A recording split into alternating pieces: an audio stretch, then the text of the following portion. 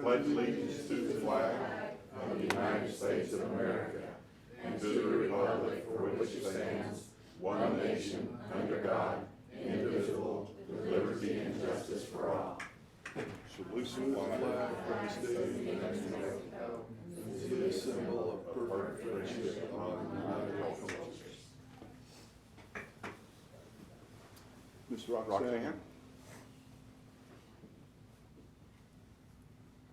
Our gracious Heavenly Father, here we are again at another commission meeting and another day. Thank you for giving that to us. And Lord, I just ask that you give everybody wisdom and discernment as we go through and we make these decisions that need to be made. I ask that you be with our legislators. I ask you to be with our sheriffs and our fire and our detention officers, all of our employees. Give us all peace and give us all wisdom. Love you, Lord. In Jesus' name I pray. Amen. Amen.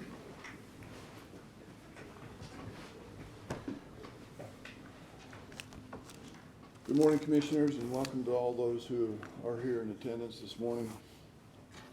Our first item of business is public comments. I haven't received any written public comments, so if there are public comments from the audience, just state your name for the record, please. Good morning, Commissioners. I am Norbert T. Rempler, resident of Carlsbad and of Eddy County.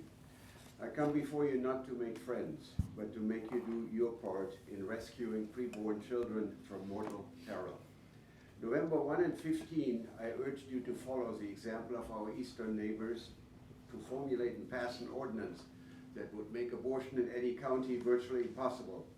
I handed you paper copies for use as templates or models, but I appear to have been unable to convey a sense of urgency. I sincerely hope that today I can spur you to take immediate action. Pro-life ordinances are now in force in Hobbs, Clovis, Eunice, and Roosevelt counties. Meanwhile, the pro-abortion forces have not given up. A pro-abortion bill, House Bill 7, just received a due pass recommendation by a state House committee. The Veterans Administration now murders children in its hospitals and clinics since last fall. But what now brings child murder in the womb directly to our doorsteps, and even worse, literally turns our homes into death chambers, is the plans announced by national pharmacy chains, including Walgreens and CVS, to dispense abortion pills in our communities. If you continue to ignore the problem and do nothing, I suggest you replace the road signs at the Eddy County boundaries. Instead of proclaiming honoring God, family, and country, they might as well say honoring Santa Fe, Albuquerque, and Las Cruces values, child murder, and cowardice.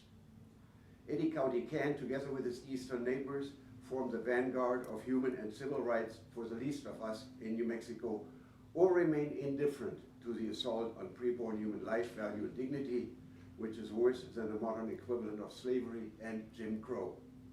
Commissioners, I urge you, each one of you individually, metaphorically, to grow a pair and spine and do what you were elected to do, the right thing. Pass an ordinance with teeth to keep Eddy County abortion free. If you still do not know what to do or how to do it, my cell phone is 575-361-0175. Thank you. Thank you, Mr. Rempler. Are there other comments? Mr. Laverne.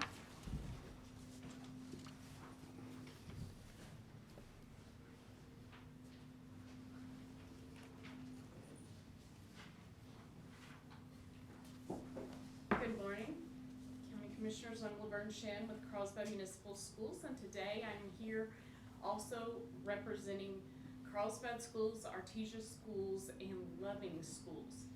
And I know some of you were approached by your different superintendents or maybe assistant superintendents and told about a literacy event coming up on March 6th, and we're asking you to save the date if you can attend. At 12 o'clock, we'll get you formal invites.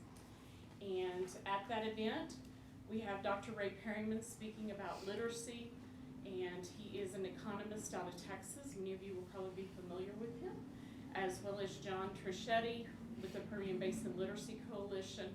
We have a panel that is moving forward with Michael Spear from Chevron, Senior Human Resource Advisor, Kate Hoback, HR Director for the Lower 48 of ConocoPhillips, Travis Gibb with HF Sinclair, Vice President and Refinery Manager, and Tracy Bentley from the Permian Strategic Partnership, as well as a few others to be announced. And we just wanted to make sure that you're aware and that you save the date if at all possible, and we'll get you formal invites out shortly. Thank you for your time. I appreciate it. Thanks, Ms. Laverne.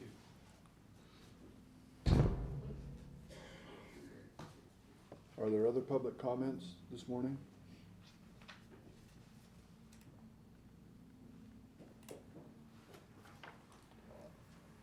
Seeing none, we'll move on to the next item of business, which is we have a retirement presentation for Sybil Scarborough, detention records clerk, 8 years.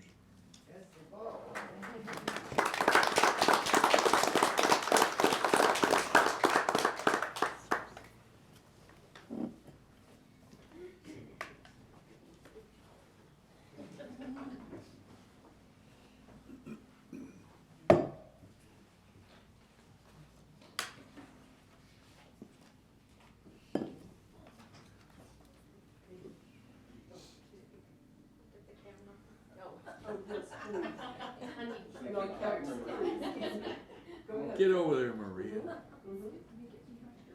So I'll say on the count of 3. 1, 3. Congratulations.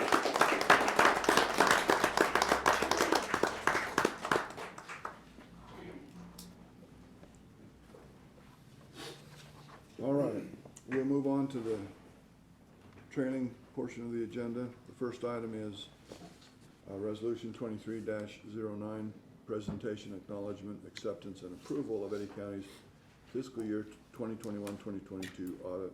Ms. Roberta.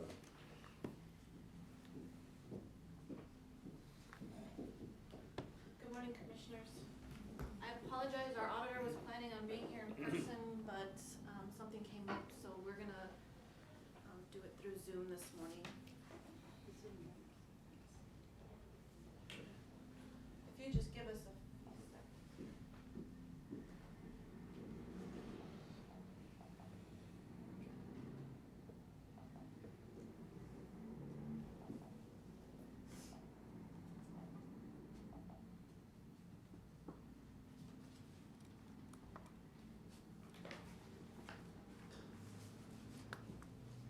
You want me to send it to that same email? Yeah. Welcome to Zoom. Enter your meeting ID followed by pound. Oh, this isn't the one. That's right. This is the one. Isn't that it right there? Yeah, see the date on it? Oh, it's Alan, yeah. Okay, I was expecting that. okay.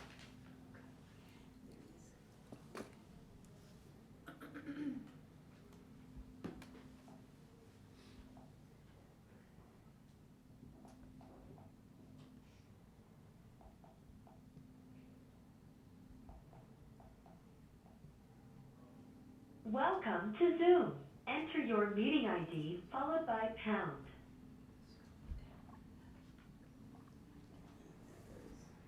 You have not entered any numbers. Please re-enter your meeting ID. 923 5175 Yeah. 66.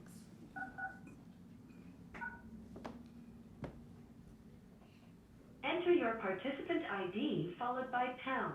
Otherwise, just please enter the meeting password followed by pound. It's 113663. You are in the meeting now. There is one other participant in the meeting. You have been added to the waiting room. You cannot talk or listen until the host admits you to the meeting. That's the first. If only.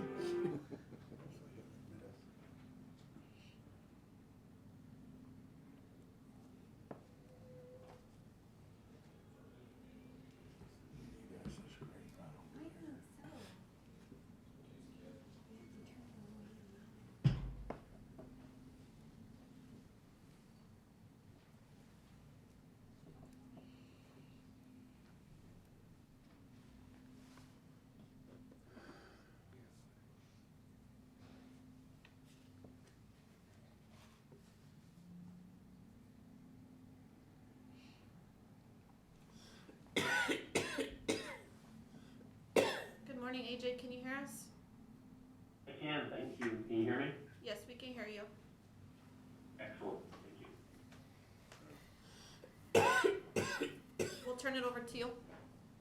Oh, okay. My apologies. Thank you guys for accommodating me. We had a little bit of a technical problem this morning, and I was supposed to be there in person today, but I had a sick child last night. So real quick, what we'll do is we'll kind of go over the presentation as it relates to the financial statement audit. So as we kind of get going here, I just want to say thanks for working with us. We've worked with you for the last few years, and it's been a good relationship. And so we'll kind of keep a real quick high-level view of the audit for 2022, as it's kind of now hit its release, and we're at that final stage. So what we'll cover today is just will be the timelines themselves, the reports, the financial statement highlights, and then just things that are going on in the industry or things that we see. So the audit itself, as we've gone over the audit before, we had that exit conference back in November. Everything was issued in November. It was a long process. It really starts in that June, July timeframe and work through the last half of the year. Submitted by that regulatory deadline. The report is dated November 30th, and it was released from the state January 25th. So here we are having that public presentation as it relates to the audit. So the real big portions as it relates to the audit itself within that 250, 300-page document is the auditor's reports. And in the front of the financial statement, it's going to have our independent auditor report, and it's an unmodified opinion. So what that states is the best opinion that's available. Financial statements are fairly presented in accordance with GAAP. We've been able to obtain sufficient appropriate audit evidence in all areas, whether that's something like cash or fixed assets, or even estimates as it relates to allowances or pensions, etc. So, nice, clean opinion. That's what we've anticipated. It's what it's been for multiple years. But that's kind of the biggest portion as it relates to the audit itself. In the back of the financial statement, there's two other reports. So you'll have what is called the Generally Accepted Government Auditing Standards Report, or Yellow Book, whatever terminology we utilize. All audits in the state of New Mexico, as well as a single audit, are conducted under government auditing standards, where we have to report on anything that we find in the financial statement reports themselves. It's negative assurance, so what that means is that we don't render an opinion on internal controls, but we do look at internal controls as it relates to designing our audit procedures. So negative assurance says these are items we've identified, others may exist, we did not. So we didn't actually have any findings this year. So nice, good, clean bill of health for things that we found was 0. So that included the component unit as well, and normally those are included within the county. There were no findings. And then lastly is uniform guidance reports. So that's within the state, the federal awards and the federal items that we're looking at. So we looked at the COVID-19 federal recovery, and we also looked at the disaster grants, public assistance. So we rendered an unmodified opinion as it relates to the compliance of the program. So again, it means that you comply in all material respects with the requirements of those programs, and we didn't note any findings there. So in summary, clean opinions, no findings, and that's pretty much, I guess a real high level overview of the financials. So you should be proud and a good job to the entire team and the resources in Eddy County, being protected there. Just real quick, as we kind of talk about what we look at and our responsibilities, of course, we look at the financial statements. We form expressive opinions, as we talked about. It's a reasonable, not an absolute assurance. So we don't test every transaction, we don't test down to the penny, but we look to determine, are these financial statements usable for somebody else, and would they rely upon them on a material level, okay? We do, as I mentioned, we do consider internal controls for the purpose of designing those tests, and we report anything that we find. That's that significant matters piece. As it relates to your responsibilities, of course, we're looking at the financial statements and writing those opinions, but they are your financial statements, and management with the oversight of governance. You're going to establish and maintain your internal controls, including those monitoring activities, right? So the review and approval, and I think that if you've got the nice clean audit, I think you've got those controls in place, which is good. We don't rest on our laurels. We want to make sure that we're continuing in maintaining and evaluating those internal controls regularly. Again, those financials and the accounting principles, they are yours. The financial statements and all of the applicable items that go into them are yours. There were some new standards in the current year, CASB 87 specifically, which relates to the leases. And so now now there's a right to use lease asset, lease liability, which is reported on those financial statements. And so the selection of those accounting principles and those policies are and then of course, making sure that you've considered fraud and that you can design your control systems to prevent and detect fraud. And that is of course manager's responsibility. And then ultimately the governing body, the county commission, was involved in the audit itself. Entrance conference, exit conference, here's the board presentation. You know, we did inquiries throughout with some of you, and so that way you guys have participated and been in the loop there. Just real briefly, I'll kind of show just some of those financial statement trends, you know, the ones that we look at here. We'll look at, say, the statement of position of the general fund, or we'll look at, you know, the county as a whole, and then we'll look at the general fund. And so we kind of look at that county as a whole. That's that statement of net position of the balance sheet of the county. And you see these pretty significant increases really in 2022 as it relates to the assets. And I'll go to the 5-year trend here, and that, you know, that's based on those, the gross receipts taxes and the gas tax revenues that were substantial into the current year. Your liability side, because of the fact you don't have a whole lot of debt really at all, you know, the liability trend is really going to mimic the net pension liability and the net OPEB liability, which are the ones that come from the, you know, the pensions and retiree health care from the state side. And then the net position is, you know, your equity for the most part, you know, assets. For the most part, assets equals liability, or equity equals assets minus liability. So you kind of see how that's that inverse relationship to the liability side. So when you look at the 5-year trend line, that top line is your total assets up to about, you know, a little over $500 million. The yellow line there at the bottom that kind of ticks up really substantially in 2022, that's your cash and investment. So it's pretty nice, good, healthy cash balance to have that much sitting there in your asset side of a little over, you know, almost 50%. And then your fixed assets have gone from 164 to 226. So, you know, pretty steady increase over those last few years with the infrastructure improvements and things that the county's been doing. And then it's been ticking up around $20 million a year over the last few years. So you see a pretty healthy trend on your asset side. And then the liabilities, that top line is overall. So the total liability is about $64 million. You see that spike from 2021. That was related to the way that the market was and how things worked for the pension liability. That pension and OPEB liability in that yellow line, you know, that's about $50 million. And so that's very volatile. Of course, that's the county's proportionate share of PARA and RHC. And then that bottom line is really your total debt, you know, the leases that went on the books or the notes that you have, MFA, things like that. Pretty minimal when you talk about the debt side. And so when you look at that net position, that's that equity piece. And so the equity position in the county, you've got $440 million on the positive side, and about 117 of that is unrestricted. And so that net pension liability sits in that unrestricted piece. And so that's kind of, for lack of a better way of saying it, that's cash that's available to be used in whatever facet that's there. It's items that aren't spoken for, it's not restricted or things, but that's where it's sitting. And because of that healthy cash increase over the last year, that's what you see in that unrestricted net position. So good trend line, in my opinion, on those. So then when we look at the overall revenues as it relates to the statement of activities, this is the county as a whole, right? So you've kind of got some increases in the FEMA grants, you've got the increases in the oil and gas, and you've got this consistent 5-year trend as it relates to the total expenditures. We're up about 7% from year over year. So when you look at this trend line, that revenue line on top was consistent, and then you had that massive spike in 2022. But then you're maintaining those expenses, right? And we kind of determine how do you want to hold those investments or hold that cash for other years or whatever. So that's what you're seeing. Nothing out of the ordinary. Makes sense with the increase in cash in the net position. So lastly, we'll just take a real quick look at the general fund. So that's your main operating fund.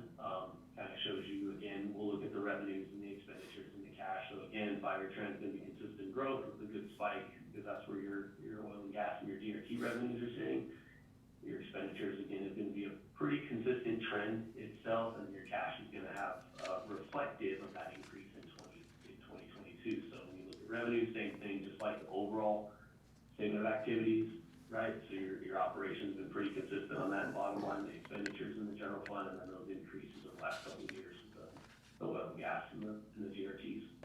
And then cash is going to be that same exact relationship as expected. So story short, there's nothing that's out of the ordinary as it relates to the numbers themselves. I'm sure that you guys are aware of those, but I think it's always a good representation to see it over a trend analysis. It's kind of, give a visual presentation on that. And then lastly, just other things that we see in the industry, and actually, I just want to commend Jeff for reaching out just the other day about training on this. We don't have anything in the hopper right now on 96, but Jessica and Roberto were reaching out, I think last week, looking for if we had anything coming up as it relates to training on some GASB items. So when we do have those, we'll keep you informed. So making sure that we're kind of up to date on those GASB resources and the guidance. There is a new statement coming out in the current year, and that's statement number 96, and that's for subscription-based IT arrangements. So it's least accounted, but for cloud computing for the most part. And so you'll see those will have to go as a subscription-based asset and subscription liability, okay? That'll kind of go on the books themselves. And so as we come up with something or have those, we'll let you know. But again, if there's questions that are out there about does this count as a subscription-based IT arrangement, or whether there's a lot of things that fall into that, let us know. We want to be able to make sure that we're helping to answer those questions as much as possible. And then of course, always keeping abreast of that IT process and the cybersecurity. I was at a presentation last year, and one of the things I thought really interesting is they talked about how much we spend as entities on prevention and not nearly enough on detection. So just things to kind of consider that we're seeing in the industry is kind of a shift to where most people are spending on prevention, but for the most part, someone's in the system somewhere, so you've got to detect those things when they do occur. So just kind of mentioning that, just to kind of think about it from a different perspective. And then so lastly, I just want to say thanks. Roberta and Jessica and the team, you guys have always been great to work with, and we're always appreciative of the opportunity to serve you guys. I apologize, I wasn't able to be down there in person today. I really didn't want to be. And, we hope we get to work with you for the next couple of years. I think we have a few more years of eligibility on our, with the rotation from the state. So we hope that we continue to earn your business. So any questions you have for me? Anything from the commission? We appreciate you, AJ. As you've mentioned, it's been a very beneficial relationship and association. I do know that in talking with Roberta and her team that there's always questions going back and forth, and so that dynamic makes the outcome of this process something that we can rely on and expect, to have a clean audit, no findings. The fact that we ask those questions back and forth during the year helps ensure that, and we appreciate that availability and access to your opinions and insights as we conduct business on the financial side for the county. So thank you and your team very much. It's very much appreciated. Absolutely. We appreciate that. We always view you as, obviously, we're independent, objective in the work that we do, but an audit is a partnership, and that's how we want to and make sure that we deliver that to you all. So I appreciate that. I'll pass it on to the team. Thank you, sir. Ms. Roberta? No, I just want to say thank you, AJ. Just like Al said, you guys are always willing to work with us throughout the year. I think that's the bigger piece too, is you guys are always open and willing to answer any of our questions throughout the year, and we appreciate working with you guys. Perfect. I appreciate that. So. All right, with that then, we'll let you go and we'll sign off and move along with the agenda. All right, thank you all. I appreciate it. Thank you. Thanks, AJ. Bye. All right. Goodbye. Goodbye. And I do need an approval of the resolution and acknowledgement, please. Do we have any questions? Okay. Can I entertain a motion to approve the audit? Second. Okay, we have a motion and a second. Call for the vote. Carlson, Yes. Beard, Yes. Bowen, Yes. Cordova, Yes. and Henry. Yes. Thank you, Commissioners. Thank you, Ms. Roberta. All right, next on the agenda, we have the County Extension Services report from Mr. Shockey.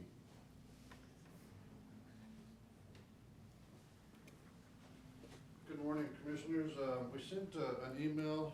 Were you able to get a hard copy of that? Would you like a hard copy of that? Or was it just the PowerPoint? Just pass them around. I'll just pass it around. There you go.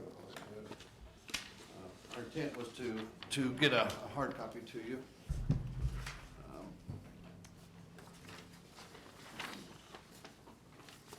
Go ahead. All right.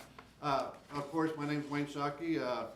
Thank you all, thank you to the commissioners for allowing us to come in here and give you a quick rundown of what we've accomplished in 2022. With me is Yvonne Tejas. Just real quickly, we'll talk about, I'll kind of visit with you about the structure of the office staff, things like that.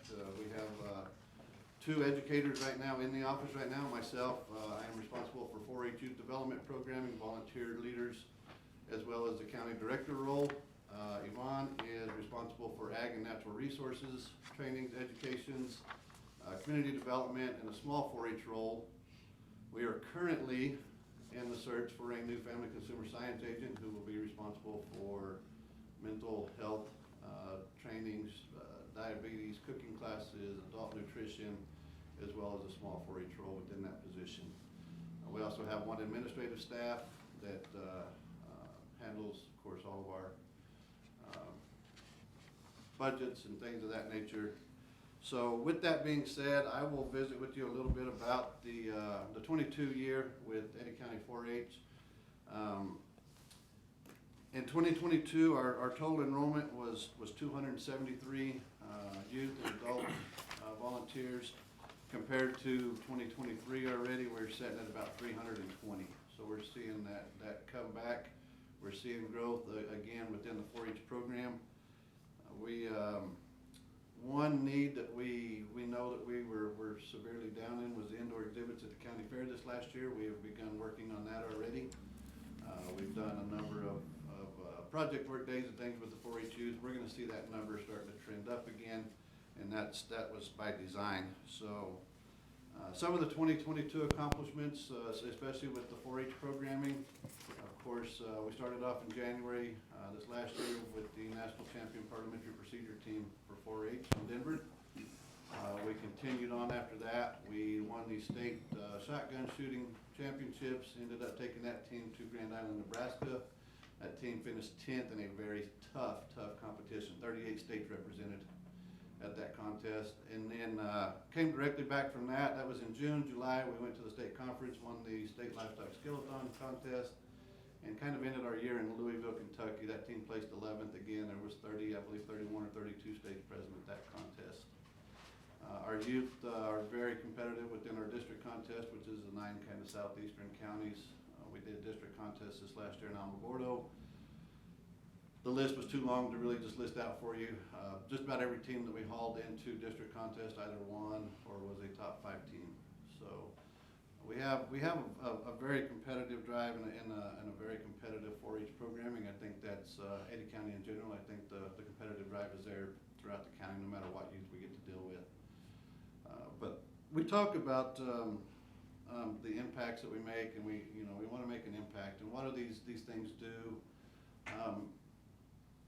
We talk about winning state titles and things like that, but more importantly, we're teaching them teamwork. We're teaching them decision-making skills along the way. And I sent, I believe, in the email to the commissioners was a couple of letters that we received, and I hope you read those. Those, to me, were better than winning a national title. To see our youth on display and to get that recognition from people in Florida, Kentucky, across the nation was pretty amazing. To see them, those people take the time and reach out and tell us the type of youth that we have in Eddy County. And I'm very blessed to be here and be a part of that. So some of the other things that we've done, I did start an art 4-H program in Artesia Schools as kind of a pilot program, just to see what we can gain in the arts and crafts areas. We've got about 10 4-H members in there currently. We're working with that, seeing how that's going to work within the school systems. So we started that in 2022. Our school enrichment programming that we do, we seen a big up in that this past year. As you can see on the second page, we reached 874 youth within the school systems. We do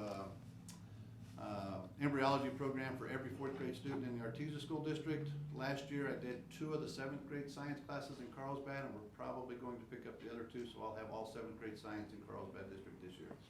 So we're gonna see another increase in that programming area.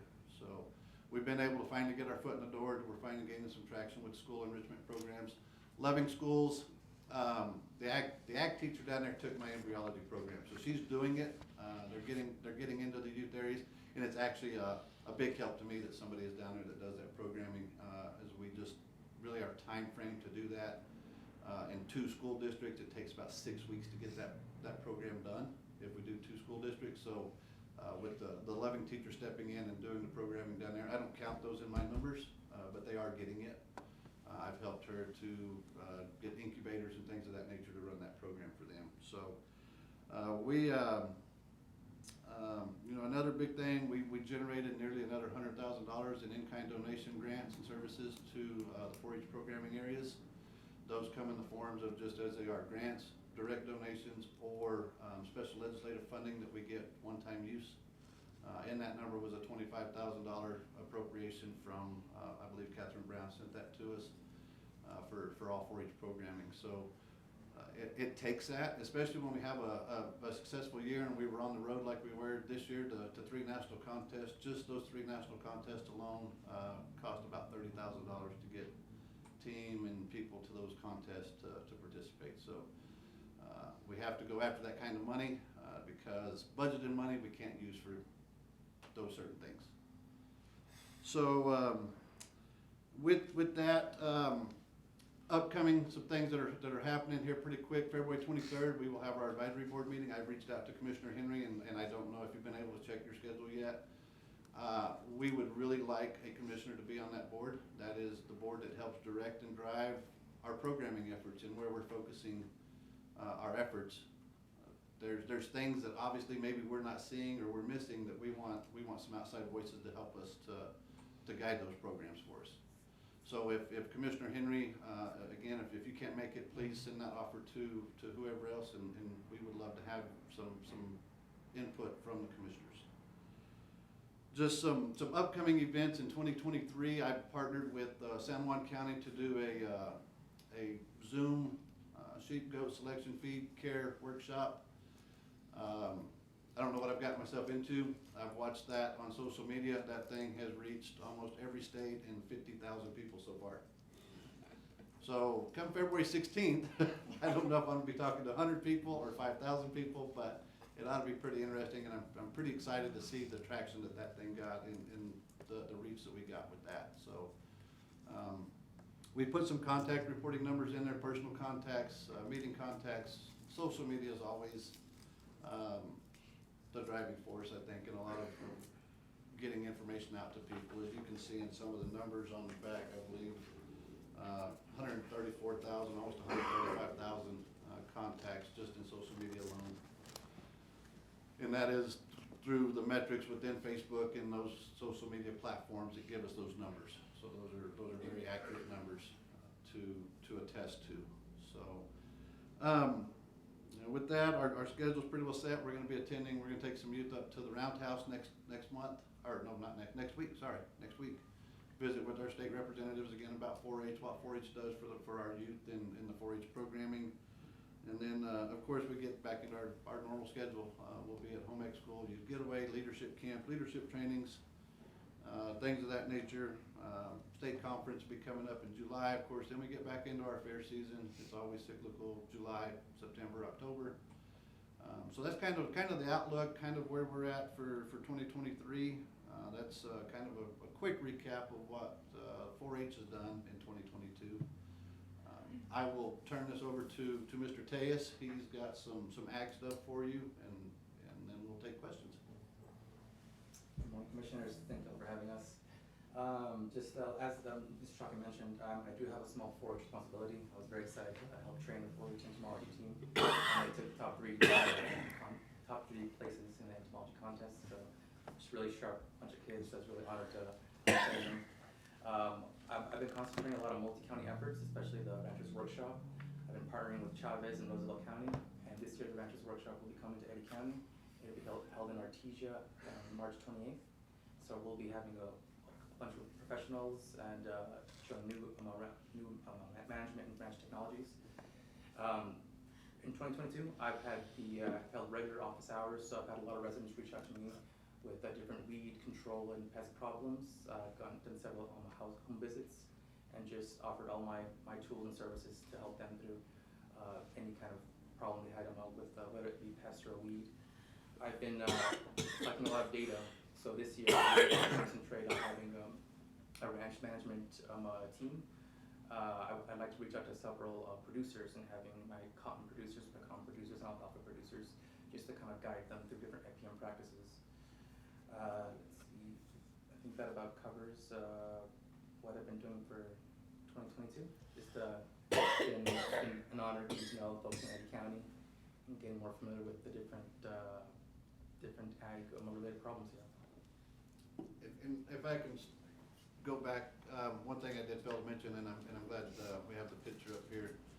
That's our first state officer in my tenure in Eddy County. She is on the state leadership team. That's Aubrey Putman. I do not know and go back through records and find how long it's been since we've actually had a youth on the state 4-H leadership team. She was selected in July of last year. She will serve a 1-year term she is the state leadership ambassador. She is already setting her sights to run for state 4-H president. So I'm very proud of her, proud of all their accomplishments, and proud of what we've been able to accomplish here. And we thank you for your support. And one more thing, that we changed the commissioner report from last year's and years before. I don't know if you guys can give me some feedback on that. If you like that better, if you like that 40-page document that we were sending, tell me what your preferences are. Like this one, what's better? Good. Just the synopsis, it highlights the individuals and the cumulative accomplishments. I think that's the sort of feedback that helps reinforce the commitment to the program. So I think that's powerful. If any of them have additional questions, they know you're always available for more detail or hands-on, on-site, whatever it might be. So thank you for that. I think you all done a great job. Amazing. I mean, to be in competition like that, be in the top. It was quite the year. Yeah, sounds like it. Well, I'm glad to hear that you're in the schools and, as you said, getting your foot in the door. It's very, very important. So thank you for the work that you're doing. We were able to participate actually in Ag Day last year, and that was a great, lot of fun, just showing all the kids. So it's definitely my forte to get all nerdy with entomology. So I was really excited to share with the kids about my background. They were really into it. Good. Any questions? Well, no questions. That date does work, so it's in my calendar. I just didn't text you back. So That's all. but yeah, that's all set. But no, I just want to say I appreciate it, because to me, whether it be sports or whatever, anytime we can teach kids how to be great leaders, obviously you can look around and see we're in desperate need of good leaders. And so we appreciate y'all putting that time in and helping these kids become excited about what they're doing and really be successful in what they do. So keep it up. I sure appreciate it very much. Commissioner Bolton?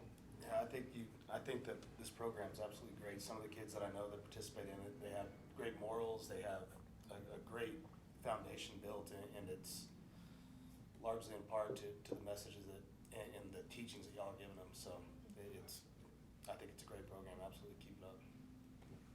Commissioner Beard? I'm impressed, and I thank you for your efforts. And we just won our 5th consecutive state parliamentary procedure championship, by the way. Maybe With a new group of kids. Yeah. Well, please pass along to the kids that we're very proud of them. We support them. So just make sure that they know that the commission is very happy. I think it's a great statement for Eddy County, that we have the kids that are this competitive and willing to put forth time and effort to be competitive. Thank you very much. Doesn't just happen. Their commitments make the difference. Absolutely. So, thank you. Thank y'all. Thank you so much.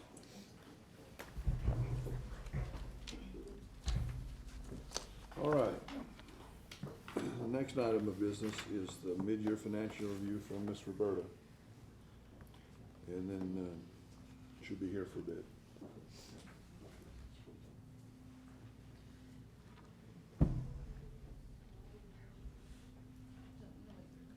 Let's just get a couple more.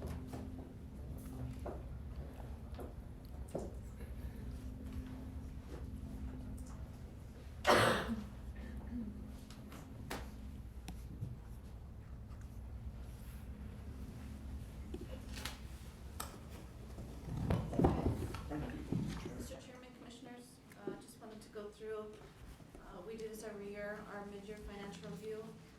Try to be quick, I know I have several items dealing with financials, so try to be as quick as possible. So just to start off as a county recap for this fiscal year, we started the fiscal year with a countywide budget of $158 million. Of that, total salary and benefits for the entire county was $45.7 million. Of course, that encompasses all funds, all employees, that's all inclusive for everybody. We did include step increases this fiscal year. They were a little over $200,000. They're usually roughly about that much every single year, year after year. We still have 14 vacant allocated positions that were frozen back in 16-17. It was originally 29, if you remember. Majority of them came from detention center. So we still have 14 of those still frozen. And as you know, we ended last fiscal year with a pretty healthy surplus. So we came into this fiscal year with that surplus. So talking just general fund, not countywide, but just general fund, we did have a balanced budget this year starting off. It was almost $92 million. General fund salary and benefits are $37.8 million. And again, the difference between that $45 million that was on the last slide and this 37 is there's several funds that are outside of general fund that have salary and benefits. Your biggest ones are going to be your public works, your environmental, your DWI, your motor vehicle department, and your drug task force. Those are the main ones outside of general fund, above and beyond that $37 million. And then for general fund, we awarded a little over $2.6 million in capital. Obviously, majority of that was for your sheriff's vehicles, which we do every single year, and the detention center camera and control system, which was ongoing from the previous fiscal year. So our general fund outlook, originally at the beginning of the fiscal year, as you know, we budgeted based off $60 price per barrel at $13 million. And $2 for gas at 65 million for volume, with a total of 35.5 is what we budgeted overall for production and 4 million for equipment. We budgeted 25 million for gross receipts tax, and that includes right now in general fund we have 3 1/8 GRTs and we have 1 1/12. 2 of those GRTs this fiscal year came from the indigent fund, as you know, which we're transferring each year now. And we projected it to be a little over $2 million a month that we're going to be collecting for GRT. And then property taxes, we budgeted originally at $20 million this fiscal year. So this is kind of a little recap, some highlights of what kind of had happened so far this fiscal year. For general fund, this is just general fund only, not countywide. We started with $138 million in cash. As you know, we had a pretty healthy surplus coming into this fiscal year. And as you can see, we transferred that surplus out into the capital fund.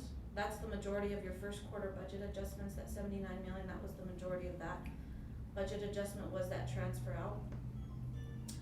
So far in general fund, we collected $111 million and we've expensed about $137 million. We currently are sitting at $27.6 million in oil and gas and GRT overage. That is just your baseline, what we're over. So if we didn't collect any more oil and gas or GRT for the remaining of the fiscal year, we'd still be over $27.6 million as of December, which puts our cash balance as of December at $111 million. We still have about $40 million in general fund to be expensed still. I don't anticipate us expending that. We usually expend about 85-90% of general fund. And we still have some revenue to still be collected, which I'll go over in more detail in the following slides, but we still have oil and gas, GRT, and property taxes still left remaining to be collected for the fiscal year. So I'm just gonna interject one comment here. The revenue receipts have exceeded our forecast. That's the difference, right? We have forecast very conservatively in order to have our balanced budget and align with our intended expenditures. The activity levels from industry and the revenues from those GRTs and production taxes have resulted in excess revenue above forecast. And so that's the balance there. I think you understand. I just want to make sure that that's understood more broadly in the community. We have a very conservative forecast on product and price and volume and activity levels. And Southeast New Mexico, Eddy County has been very blessed in the sense of everything that's going on down here. We'll talk a little bit more about that later, but I just want to interject that. So thank you.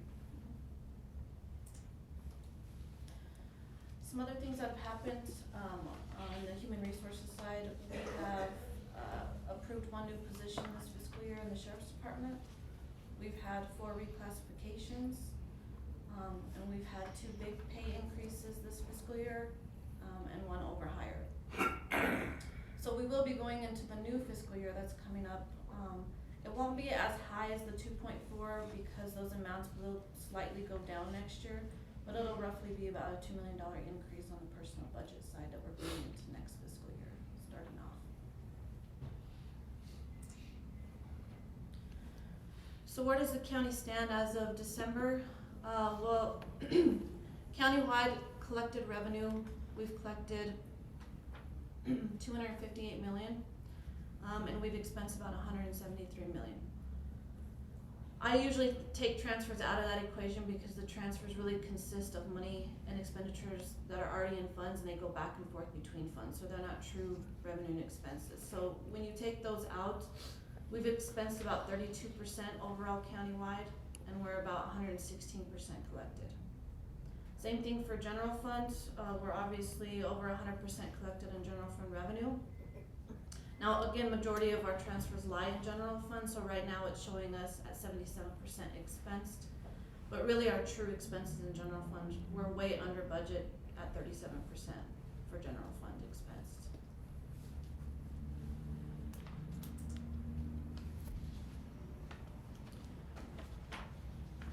So specifically in regards to oil and gas production equipment and GRT, right now we've collected 160% of our oil and gas production.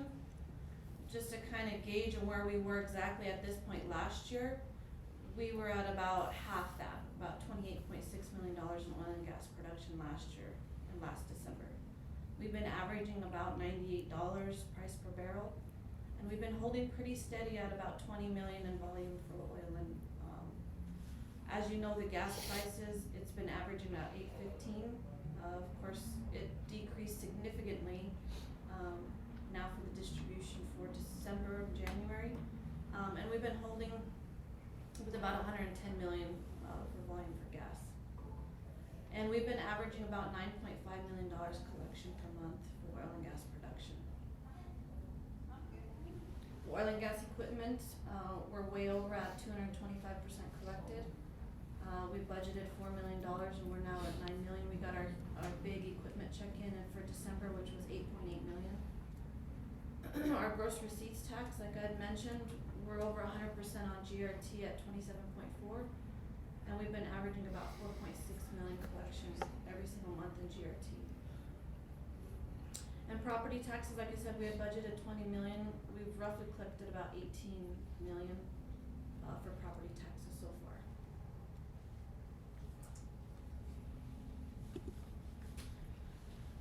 So for the year, revenue projections, currently for oil and gas production equipment and royalties, all inclusive, we're about $44 million over budget. averaging $7 million for the remainder of the fiscal year, because I do anticipate, obviously, oil prices have decreased and they'll continue to decrease slightly. They've gone up and down slightly, but overall, we're gonna see a little bit less. So holding steady on production side, we won't be seeing that $9 million monthly average on the oil side. I anticipate it more to be 7. So with that being said, I think we'll be finishing the year around $108 million for oil and gas production equipment. For our GRT, currently 14.3 over budget, and again, averaging $4 million for the remainder of the fiscal year. That puts us at about $51 million total collection for GRT. And in talking with the treasurer's office, we still have a little over $9 million to collect in property taxes. So with that being said, we'll be over budget about $7 million for property taxes this year as well too.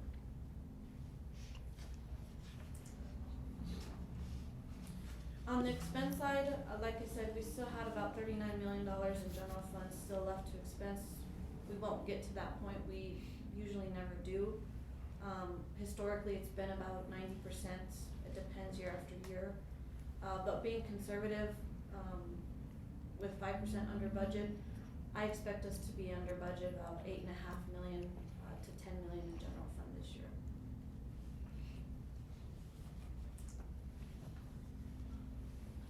So with all that being said, and like I was talking about, and just to be clear, our surplus doesn't come from the budgeted amounts. I mean, the budget is just kind of a roadmap throughout the year. It's a guesstimate that we try to go off.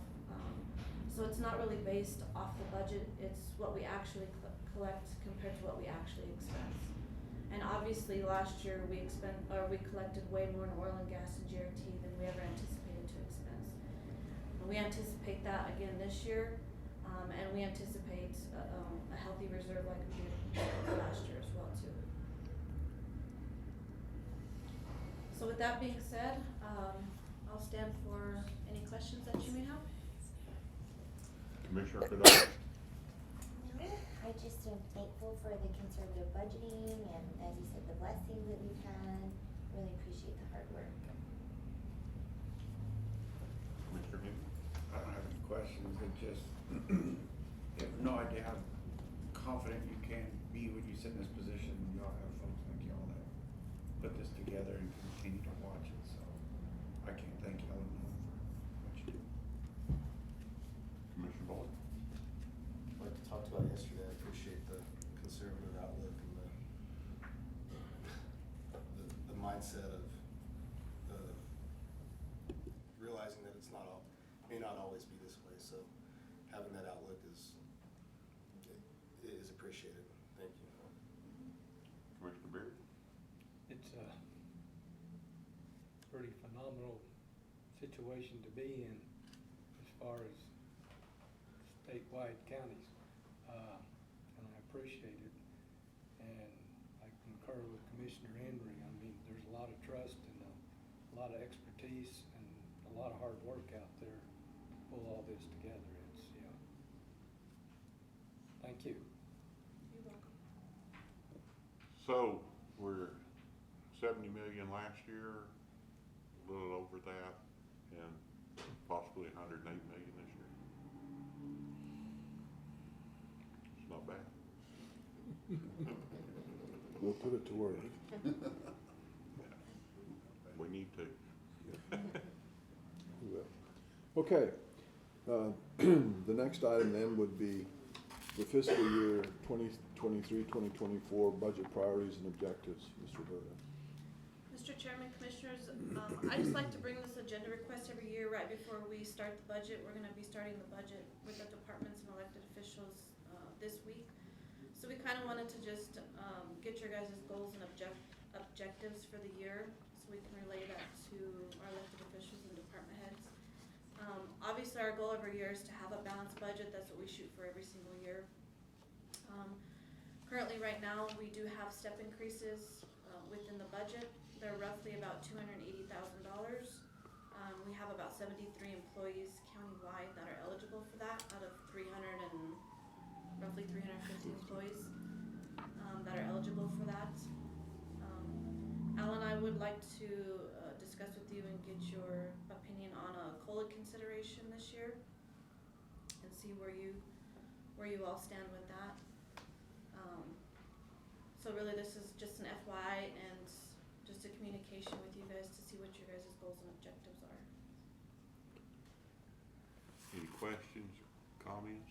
I would make one comment that our expectation isn't that right here today immediately you have a laundry list of, but this is, as Ms. Roberta mentioned, the beginning of our fiscal year 23-24 budget process. So we'd like you to consider, you know, in the past, public safety and infrastructure have been your focus.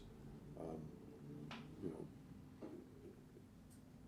I suspect that would continue, but you may have some other priorities that you want to consider during this process. So in the next 8 weeks, we'll work to finalize the overall county budget with your insights and direction, and then we'll do as we've done in the past couple of years. We'll come back and visit with you about what's there and what you want to see. So just a clarification.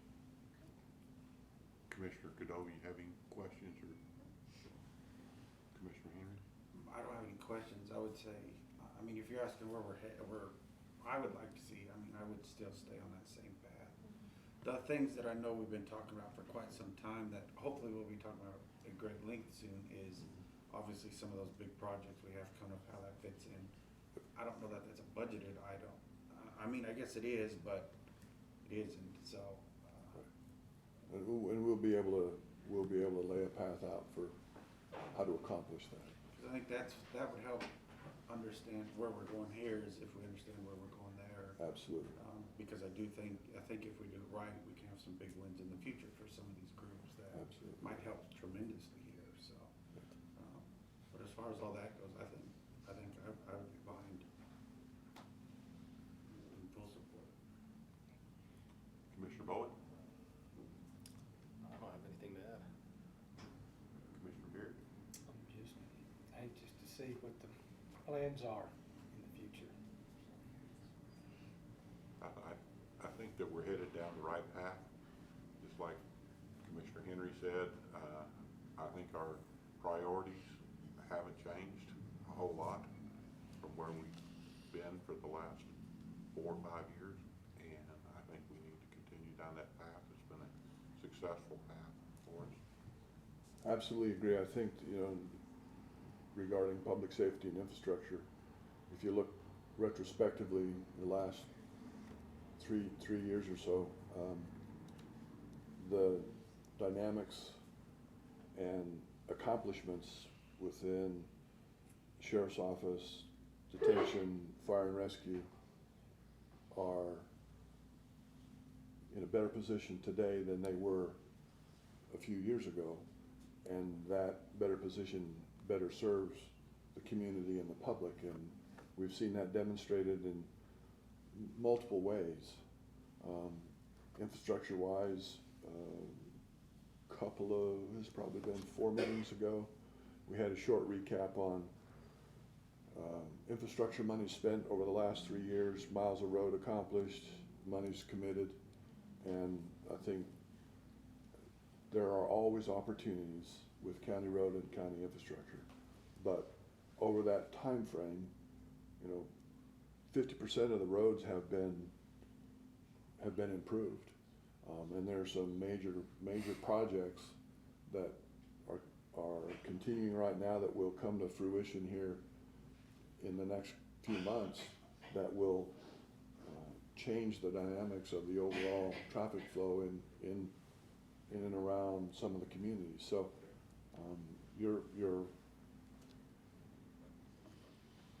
focus and your strategies have paid dividends, and we have plans that will continue that process. I think that we've done well with bringing our law enforcement up, you know, upgrading that for training and the equipment that we provided them, and we need to keep going forward with that because it just brings better public safety to Eddy County, and so I think we have that. I think we've done the same thing with, fire and rescue and emergency services. I think that we've upgraded, I think we can continue to upgrade that with, some more significant, tools while we have the funding to bring those out so that, we save more lives. So, I think we've done the right things and we need to just continue doing those things. Well, the fact that we've added 21 positions to fire and rescue and how many calls that they've been able to participate in, I mean, that was, Absolutely. Yeah, and lives that they've saved. Absolutely right. Absolutely right. So, thank you. I mean, it's great. Excellent. All right, then the next item on the agenda is the December revenue review, or December 2022 revenue review. And this one we will need some support for. Yeah. Mr. Chairman, Commissioners, Can I take this? Yes. I won't spend too much time on this. I went in detail on the major financial review on most of the stuff, so I'll just go quickly. For December 2022, we received $4.8 million in GRT. For oil and gas for December, it was pretty high at 17.1 million, and obviously big majority of that's because we received our equipment check-in for $8.8 million. So that puts us at a total of $65.9 million collected for oil and gas receipts for the fiscal year. So with that, I will stand for any questions that you have.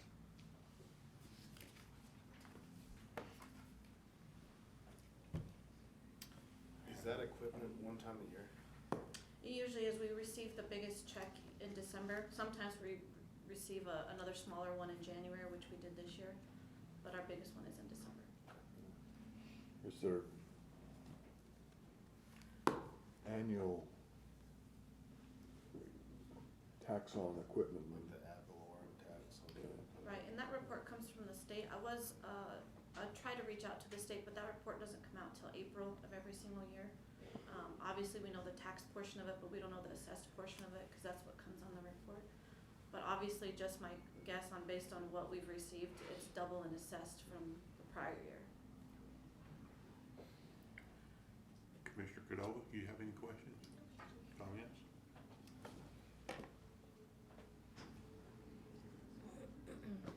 I'm good. Looks good. Keep on trucking.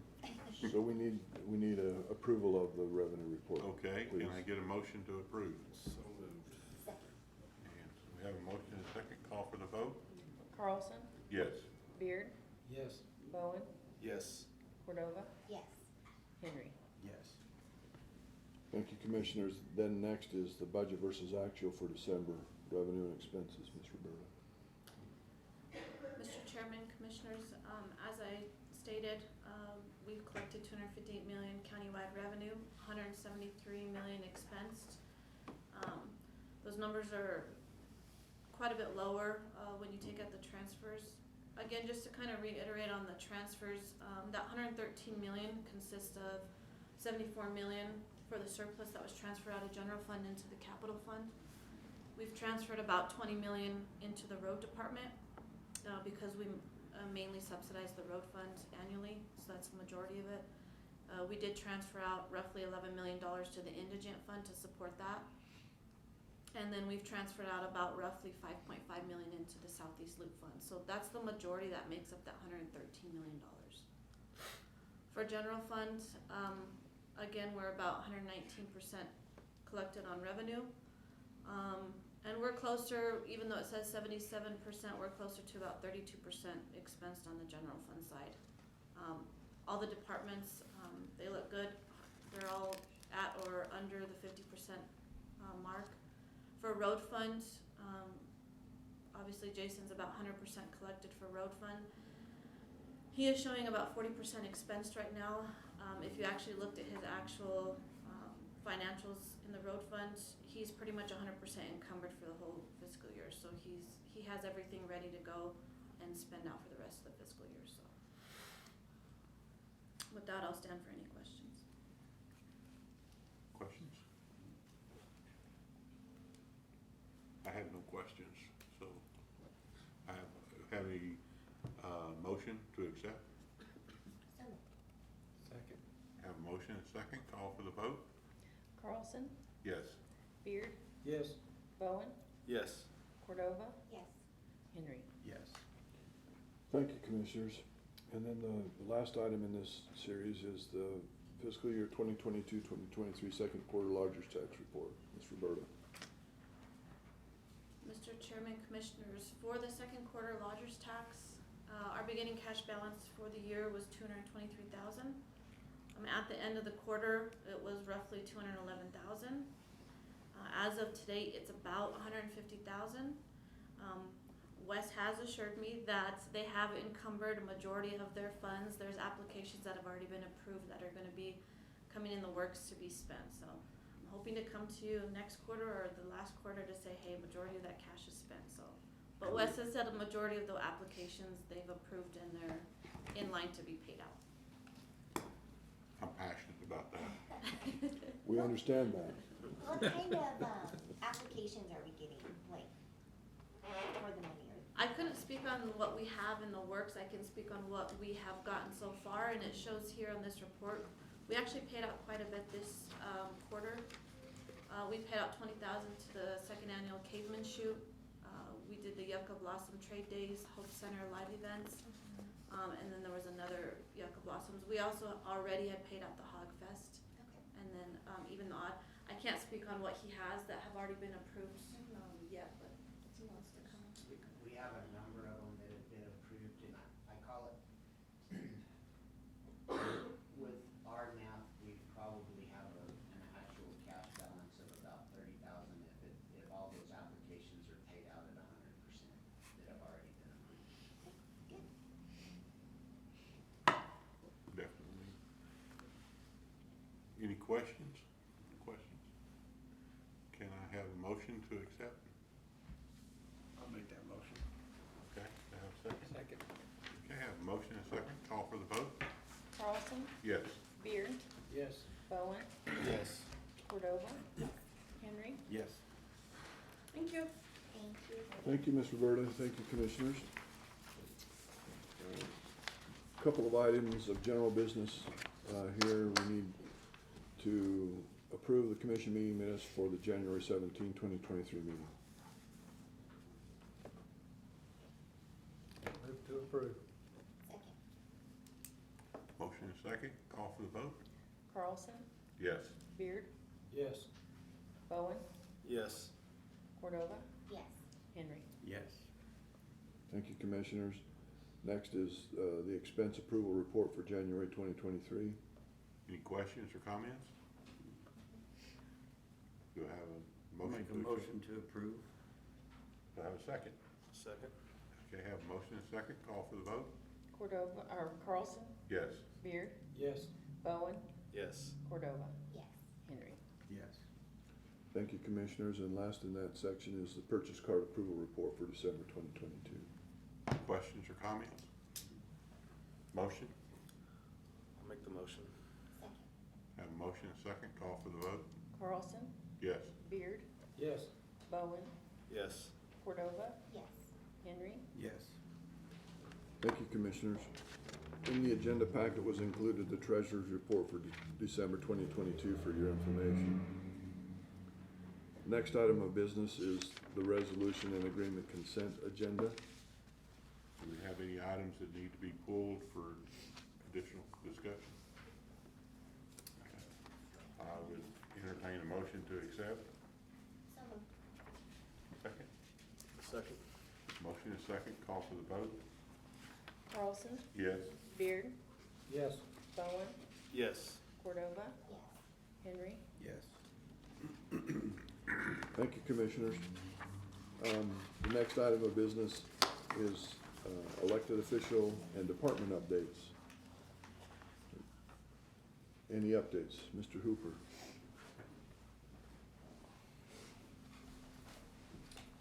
Mr. Chairman and Commissioners, I thought I'd just give a quick update on the route, the new route that we've been looking at connecting 62 180 and 285 on the south end. We've met with a couple of commissioners individually, and I've got 2 more that we're gonna meet with. We'll have those meetings completed by this afternoon.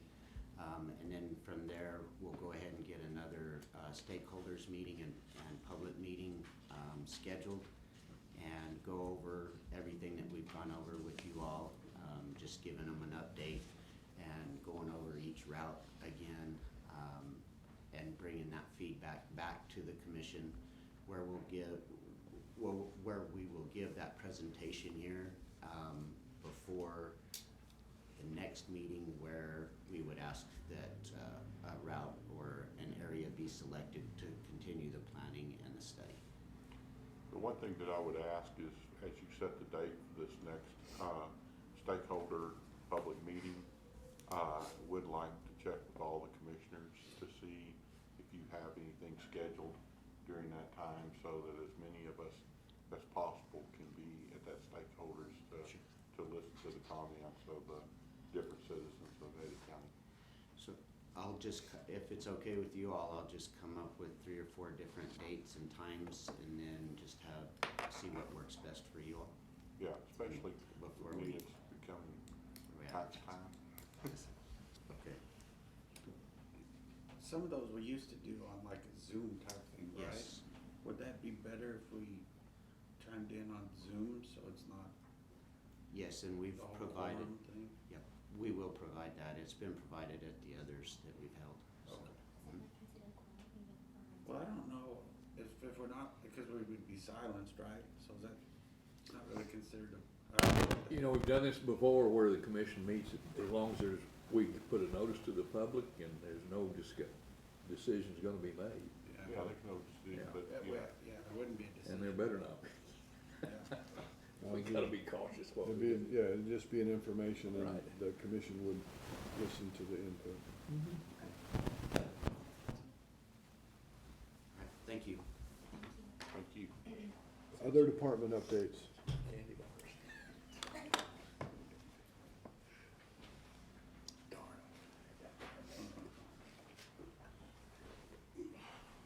Mr. Chairman, Commissioners, good morning. Quick update on our North Canal project. I know there's been a lot of concern and outreach. They have finished the sewer portion of that we've assumed oversight of. So the construction is still ongoing. It is still an active construction project, but the excavation is complete. They are gonna be paving all weekend, all the way from Cherry to the bypass, and it will be completely done and opened by the end of next week, no later than. So we are diligently working to try to keep that done as fastly and as safely as possible. So I know you're probably all still receiving calls and concerns. If we need to, direct those to me and we'll address them best we can. But this is, for what has gone on and what has been accomplished, this has been a very efficient project from start to finish.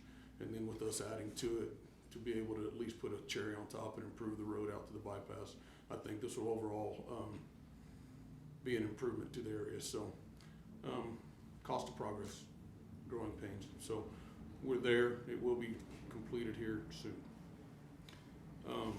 The other thing, an update on our closure of Lee Street to tie in the new interchange of the West Loop. That is going to happen on the 20th. We will be closing Lee Street and New Mexico 524. It will be completely closed down. We do have a PSA that will be going out today with a traffic update, a traffic control plan, and we will have a message boards being set out so that hopefully we can do the best we can to inform everybody that, hey, we're closing this down. And it'll be closed down for 40 days, about 4 weeks, 5 weeks. So. And when are message boards and stuff going out on that, Jason? Today. Today? Yes. I just think about the schools and getting kids to school. I've been in contact with Chris, so we'll hopefully get bus routes adjusted as we need to, and do what we can to help them. So I know it's kind of another cost of progress type deal. Can you clarify where the closures will be, and you're not physically closing all of Lee Street? No. You're closing a section of, So we're essentially closing the curve Okay. going around. It's gonna be, past the sports complex, before the church. So it's about 100 foot past where our construction site is now. And then we're gonna be closing, about Jones Street and New Mexico 524 while we do this tie-in. So it's essentially what we're doing is we're closing the curve on the bypass, the Happy Valley bypass. and will traffic be allowed to continue down to the, No, okay. I mean, we will allow access, but I mean, no, we're completely closing that off to be able to do the excavation and tie-ins that we need to on that new interchange. So the residents that live on Lee Street will have to go around, Yes. that are on West Lee, west of where it's closed, will have to go around towards the park. That's what we're gonna ask them to do. They've maintained access and worked with the residents that are over there right now. So to help them get in and out and maintain access, I know we have one, gentleman that handicapped. So they've worked very well with him trying to maintain access and get him in and out where he needs to go. So, as that's what we're asking them to do, we're gonna maintain access to him. So, Okay, good. Yeah, I mean, that should, today's the 7th, that should be time to, so, On the canal and Cherry, yesterday you're able to get through. Will people continue to have access? I don't know if we wanna advertise that in a public meeting. So. Yes, they will still be able to get through. There is an avenue to get through. We are going to maintain traffic control for the safety of the crews and trying to keep heavy traffic out of the area for now. But yes, access through the project is available. So, Not through access, just. access, that's right. Residential access, no through traffic. That's right. Okay. Thank you. Ms. Roberta, I just have a handout for you, it's just FYI, we discussed most of the stuff on here, there's just a little bit more information. I handed one of these out last quarter for you. Thank So it's similar, but has some different information on it.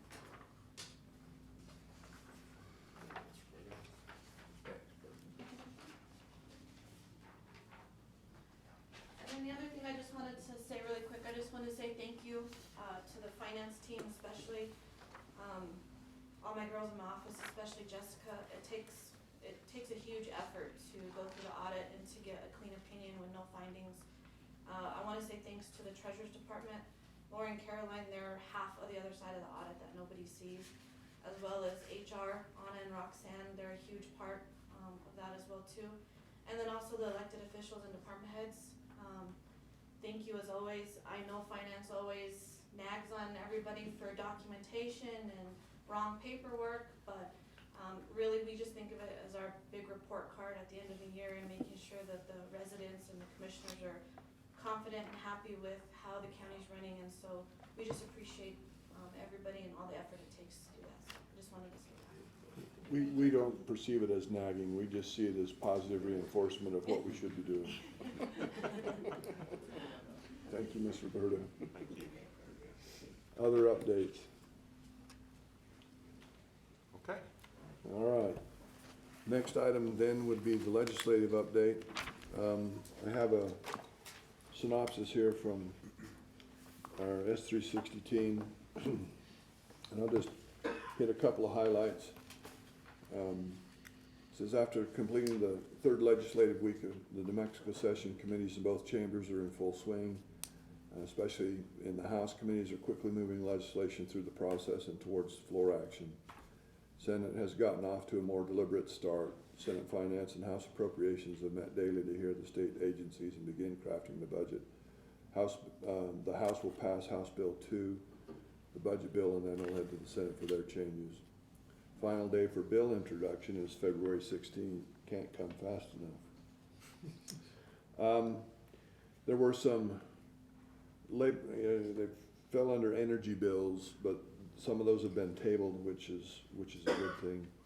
There was an effort to expand the state natural resource trustee to sue companies on New Mexico lands and water, which has failed to pass the first committee of the bills.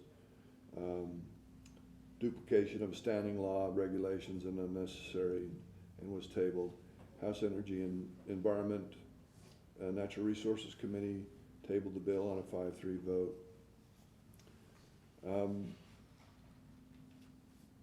Outside of the industry, New Mexico idea that represents local economic developers and business organizations like the New Mexico Chamber spoke against the bill, acknowledging how the language would limit the state's efforts toward economic diversification.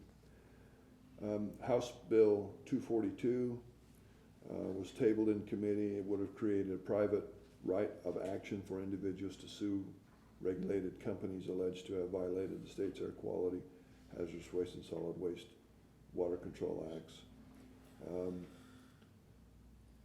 This is one that was very contentious. Anybody could sue anybody, and it's just a significant distraction. And Representative McQueen from Santa Fe has been a huge advocate for it and has pushed it multiple times, but it was tabled in committee.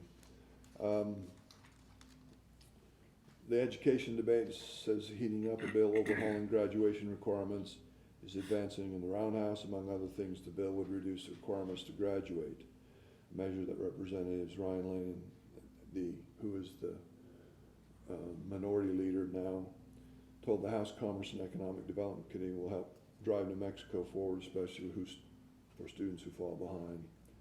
Often students that are at most risk who are behind. In 2021, the most recent data available on the Public Education Department website, Indigenous, African American students, and economically disadvantaged students, English learners, and those with disabilities had the lowest graduation rates, with the latter coming in at 68%.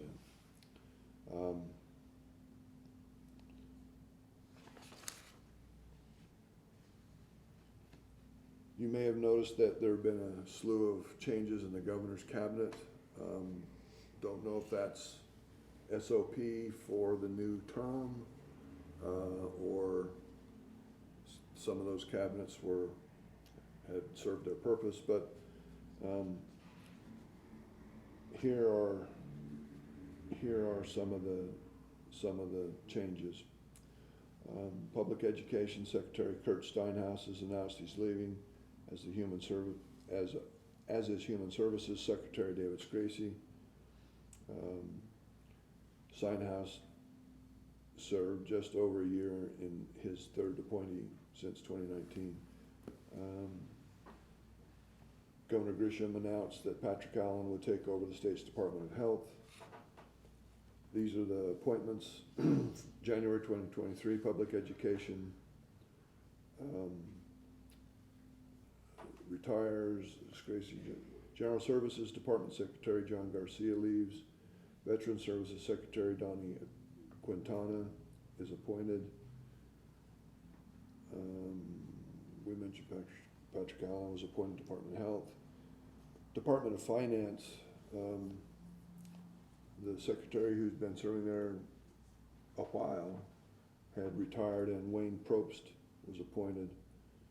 Debbie Romero was the one that retired from that position. So anyway, if you want a list of all of it goes on and on. Anyway, very active. There's just so much to stay on pace with. And I know that there are 2 bills associated with the whole tech project that continue to go back and forth. I haven't seen where those are in committee specifically, but we've updated our list for S360 to monitor for us. So if you have any specific items that you want feedback on it, let me know and I'll reach out, or you're certainly welcome to reach out to S360 directly if that's what you'd like to do. So, 2 weeks ago, well, it's not quite been 2 weeks ago, we had the opportunity to be in Santa Fe and meet with some of our local legislators, along with other members from Eddy County and the communities within the county. I had a chance to visit with some of those as well as other members of the legislators to try and help impress upon them the value derived from activity in southeast New Mexico. And some get it, some don't. As part of that campaign process, we've worked with S360 to kick off this communication campaign. We have some mock-ups here. We have a website. So the plan is there are a couple of adverts, if you will, that will pop up on social media for the population that we're targeting. And then that will lead them to a website landing page that thanks to Ms. Carroll, have worked with S360 to set up, but basically gives more information. There's no call to action per se at this point, but there can be, but it would help provide information. So there would be a link to the one pager from the Arrowhead study update. There's a link to NMOGA's information, and if this was just published, I picked these up from the NMOGA director when I was there, if you'd like a copy, but it basically shows oil and gas investment as it relates to education, and it provides a bunch of really good graphics and then lays out county by county. So it's very similar to some of the information in the updated Arrowhead study. So if any of you are interested, I have copies here that you're welcome to. The director said we could have as many as we want, so if you want more, we'll get them. And that's probably a good update for legislation at this point. If you have any questions, I'll answer best I can, or I'll get the answers for you.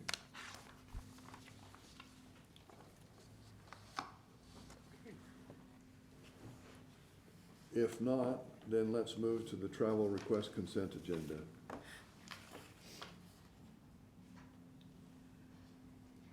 Okay, do we have any questions or comments on the travel request?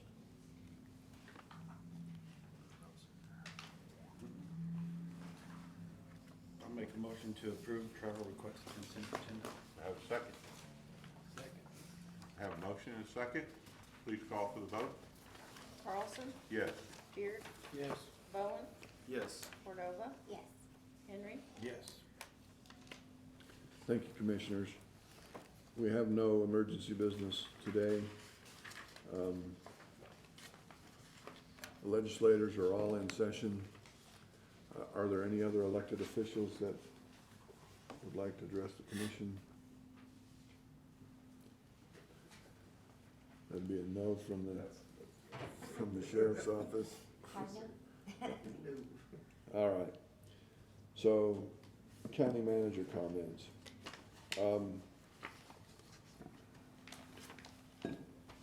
I wanted to read you something that we received.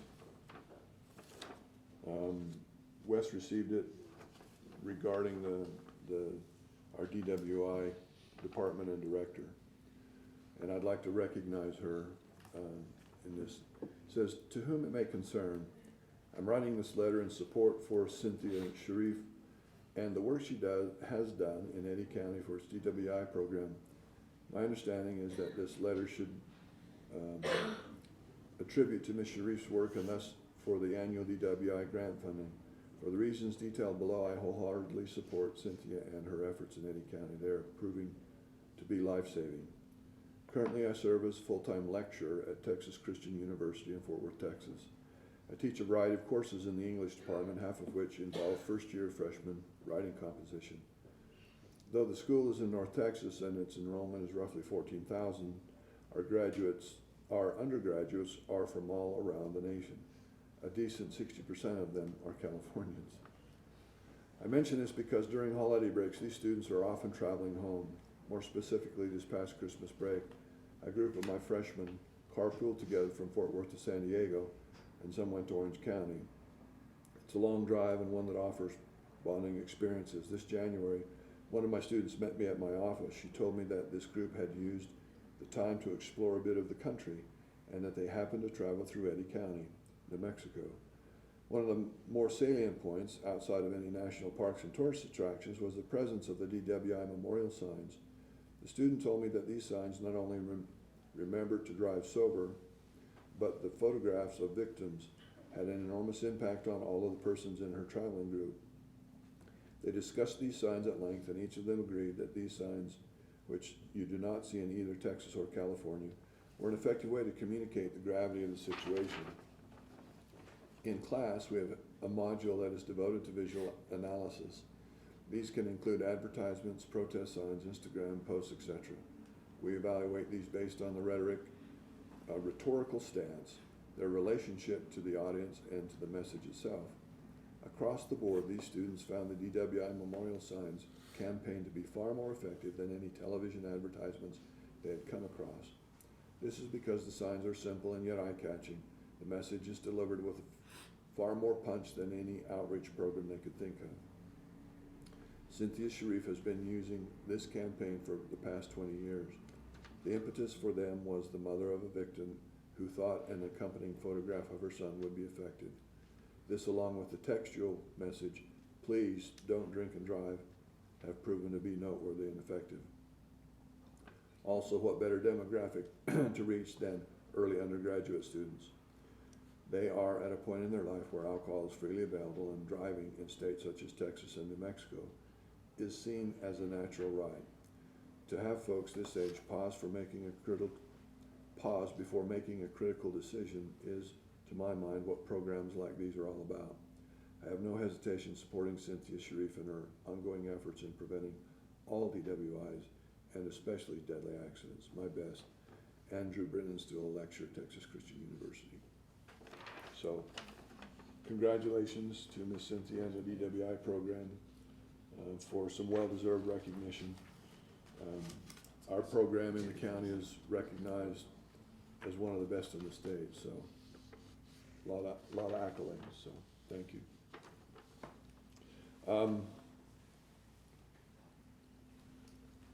As has been mentioned, budget process is starting, legislative process is in full swing. I was told not to look at the number of weeks remaining. It just is what it is. Press on, persevere. Hopefully we can continue to have an appropriate level of influence. This messaging campaign we're working with S360 on is about helping to shift perceptions about what occurs in Eddy County. There's been a lot of information and traction associated with the Arrowhead study, which takes some of that same information and focuses it on what's happening here and what that looks like on a net basis. Several positive comments from legislators when we were in Santa Fe week before last. So just continuing to have that kind of influence and trying to help shift the narrative to being supportive of what occurs here rather than trying to demean or undermine those efforts. We've had discussion with several commissioners about the stated desire for diversification of revenue in the state. Well, being able to diversify tax revenues isn't a bad concept, but don't demonize existing revenue sources as, well, this is bad, we can't have this, we shouldn't drink that water, that's bad for us, right? And yet, in a year where the new money, that's just a bizarre concept, especially from a legislature. new money of $3 billion is just staggering, and yet we can't get past ourselves. We don't want to talk about Southeast New Mexico. We want all these other things. Well, you want all these other things, but you can't get them without support here. So we'll continue that effort. It's a positive opportunity, but it's a campaign. It's a haul, and we'll continue to try and be consistent with that. We've talked about plans for revenues that we've set aside. We'll bring you more details to those in the coming weeks. So I'm open for any questions or feedback that you have. Questions? If not, we'll move to county commissioner comments. Okay. Commissioner Cadova. Want to reiterate the work that we did in Santa Fe. A special thank you to Missy Courier and S360 for coordinating everything and corralling us around everywhere. It's much appreciated, as well as to all of our legislatures, especially Catherine Brown. It was such an honor to be recognized on the Senate floor and the Eddy County delegation. I think we were the largest delegation definitely there that we saw, so it was very nice to see the county and the city come together to represent the needs of the city and the county. Also just want to say thank you to Wes for the work you put into this bypass and setting up the meetings with the stakeholders, and really appreciate, allowing them the opportunity to speak and to raise concerns. So just want to say thank you for that. And also to the finance team, I know the audit, I cannot even imagine like what that is like to go through a financial audit like that. So want to say thank you to Roberta's team and to the Treasurer's Department. I'm very proud to have come through this again with no issues at all. So thank you to everybody for your hard work, and that's all. Okay. Commissioner Henry. I would just, especially with the Santa Fe, all that, and thank everybody, all those good things. So it does make you proud to be in Eddy County when you, the FFA, the 4-H, the sports, it doesn't matter what comes before us, the county, the cities. I think competitive is understatement for this side of the state, which is why hopefully I fit in here pretty well, because I've been told we're competitive, and but I think that's a good thing. I think when folks up there give us a challenge, we not only take the challenge, we exceed it, and then we invite them down to look at how bad we beat their little challenge, which might not be the best strategy, because then they come up with even more. So maybe we should rethink some of the things we do, but I am proud. I'm proud of the folks that work in the county. I'm proud of the folks that work for all the companies in the county. Our oil and gas industry is incredible. The last week when it was freezing cold, I sure appreciated oil and gas industry, because when I turned my heater on, it worked. My lights worked. And I think we take granted. I think a lot of times we forget about that. And it's dangerous. I think our state trying to fill the void, everybody's super excited about how great the sales of pot were. Okay, well that's all to now. Well, we did that last month, so congratulations. Y'all did that in how, what is it, 6 months, 7 months? Yeah. Took y'all that long, we do it in a month. So it's not replaceable. It's not achievable, and it shouldn't be. Let's become realistic, and let's start working together. And I don't know if they'll ever get that message, but I sure appreciate all the work we put into it, the signs, or everything else we send to them, because it should wake them up and to achieve the things they want, which is to educate our children, to continue to fund great programs, and create leaders. That's what you're going to have to do, and it's going to take this part of the state to continue to have those leaders. So that's all I've got. Okay. Commissioner Bowden. So Santa Fe was an interesting process to get to witness firsthand.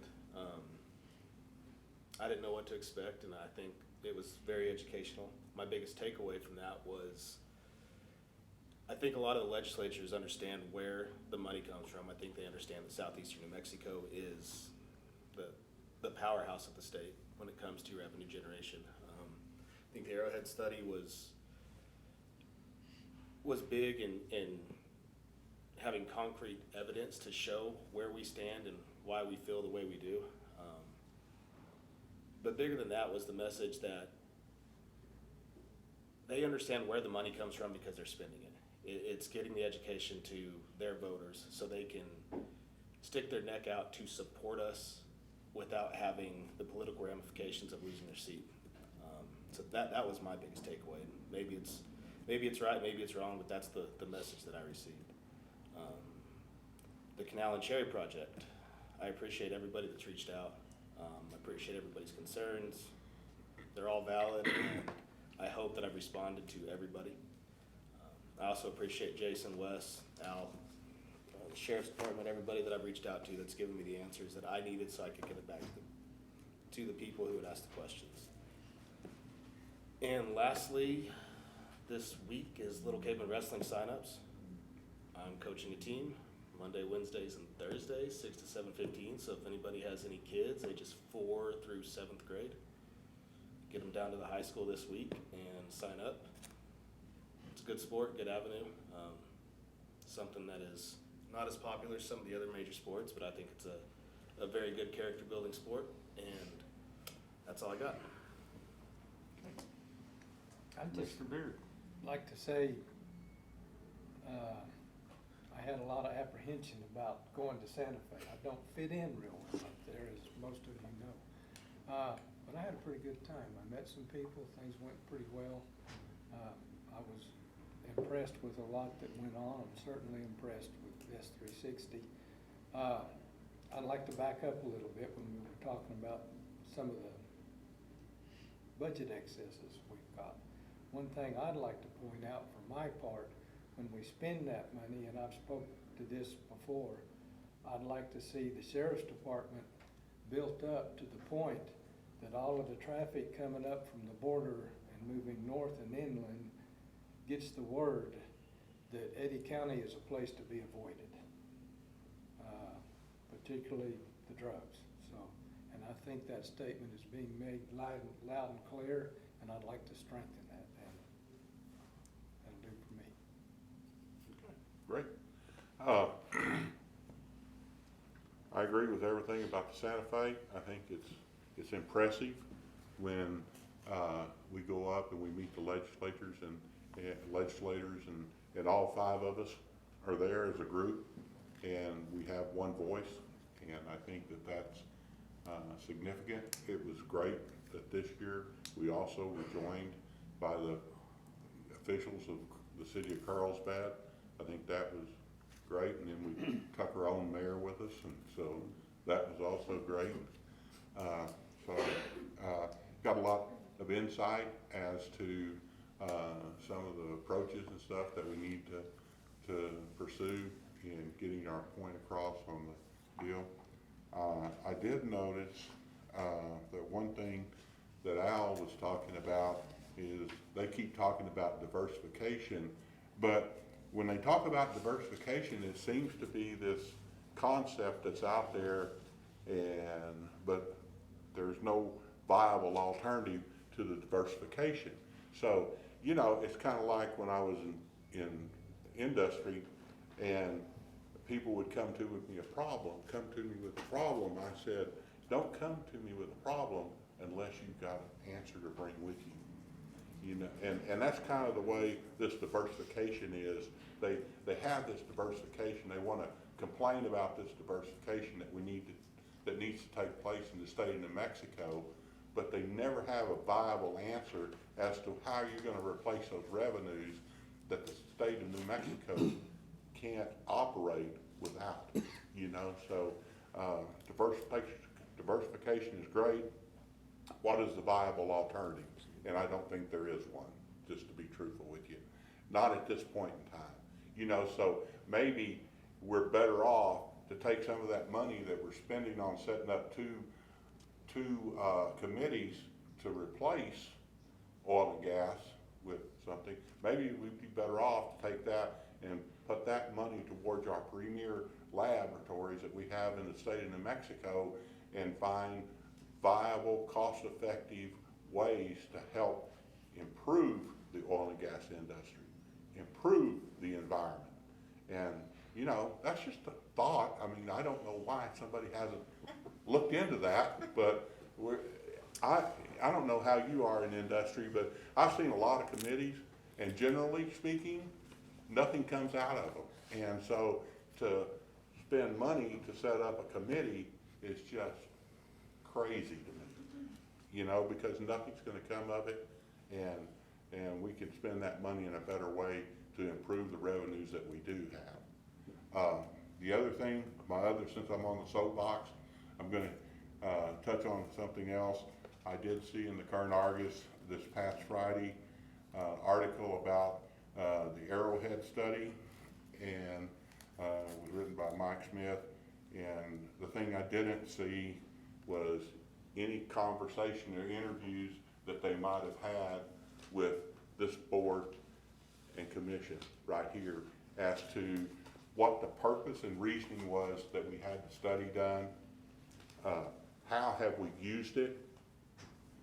The thoughts on you know, some of my thoughts are, you know, yeah, we're talking about revenues produced on state lands and stuff, but here's the kicker on it. All those revenues that are being produced out of southeast New Mexico and used by the whole state of New Mexico, we're picking up 100% of the cost. That's the kicker. You know, we need to be shared. The cost of producing those revenues need to be shared by the rest of the state. Why do we want to spend our money as Eddy County to produce revenues that the rest of the state uses? They need to help pick up the cost. They also didn't touch on the fact that that we have traveled throughout the state, meeting with any entity that'll talk with us about it, and so that's one of the uses that we've had. And we also, they didn't even mention the fact that we use it in the ads that target the areas right around the Capitol during the session. So with that, I'll get off my soapbox, and thank you. Thank you, commissioners. I appreciate your comments.